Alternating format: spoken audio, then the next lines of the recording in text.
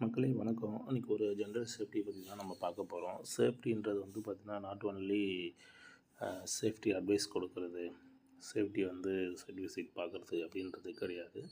Safety associated with legal complaints plus வந்து பார்த்திங்கன்னா அதில் வந்து காஸ்ட் அசோசியேட்டிவ் இருக்கும் எப்போவுமே. ஸோ நம்ம என்ன பற்றி பேச போகிறோம்னா, இப்போ ஒன் ஆஃப் த ஹெட்ஃபோன் வந்து நான் யூஸ் பண்ணுறேன், நெக் பேண்டு. ஸோ இதை வந்து நான் வந்து கிட்டத்தட்ட ஒரு 800 ருபீஸ் வாங்கினேன். ஸோ இது வாங்கும்போது வந்து பார்த்திங்கன்னா நல்லா இருந்தது. பட் கொஞ்சம் நாளைக்கு அப்புறம் இது டேமேஜ் ஆகிடுச்சு. ஸோ இது வந்து நான் செகண்ட் பேண்ட் வாங்கியிருக்கேன். ஃபஸ்ட்டு ஒன்று வாங்கினேன் சேம் ப்ராண்ட்லேயே, அண்ட் செகண்டும் வாங்கினேன். ஏன்னா ஃபஸ்ட் ஒன்று வாங்கும்போது இந்த இடத்துல டேமேஜ் ஆகிடுச்சு. நான் நினச்சேன் இது வந்து பார்த்திங்கன்னா லாங் பீரியட் யூஸ் பண்ணதால் இது டேமேஜ் ஆகிடுச்சு அப்படின்றதுக்காக.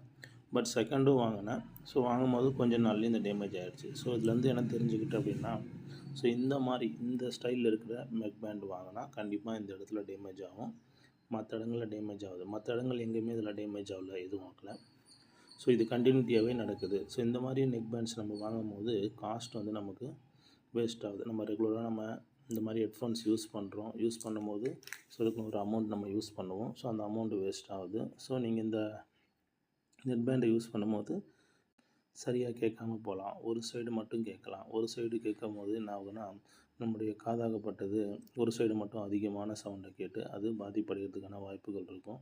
இல்லை நம்ம ஒரு சைடு கெட்டு போயிடுச்சு, ஒரு சைடு மட்டும் லாங் பீரியட் யூஸ் பண்ணுறோம், ஃபோன் பேசுகிறோம் அப்படின்னும்போது நமக்கு செவித்திறன் ரொம்பவே கம்மியாகிறதுக்கான வாய்ப்புகள் அதிகமாக இருக்கும். ஸோ இந்த மாதிரி நீங்கள் ப்ராடக்ட்டை வாங்கும்போது நீங்கள் உங்களுடைய ஹெல்த்து ப்ளஸ் வந்து மணி ரெண்டுமே பாருங்கள். ஸோ இந்த மாதிரி மாடல் வாங்காமல் ஸ்ட்ரைட் கனெக்டிவிட்டியாக இருக்கிற நெக் பேண்ட் மாதிரி வாங்குங்க. அதில் வந்து பார்த்திங்கன்னா உங்களுக்கு டேமேஜ் ஆகிறது கம்மியாகும். அண்ட் வந்து பார்த்திங்கன்னா இந்த நீங்கள் ஸ்பீக்கர்ஸ் காதில் யூஸ் பண்ணுற அந்த இது ஏதாச்சும் ஒர்க் ஆகலை அப்படின்னும்போது இது உடனடியாக சரி பண்ணுங்கள். அப்படி சரி பண்ண முடியலன்னா ஒன் சைடு யூஸ் பண்ணுறதை அவாய்ட் பண்ணுங்கள்.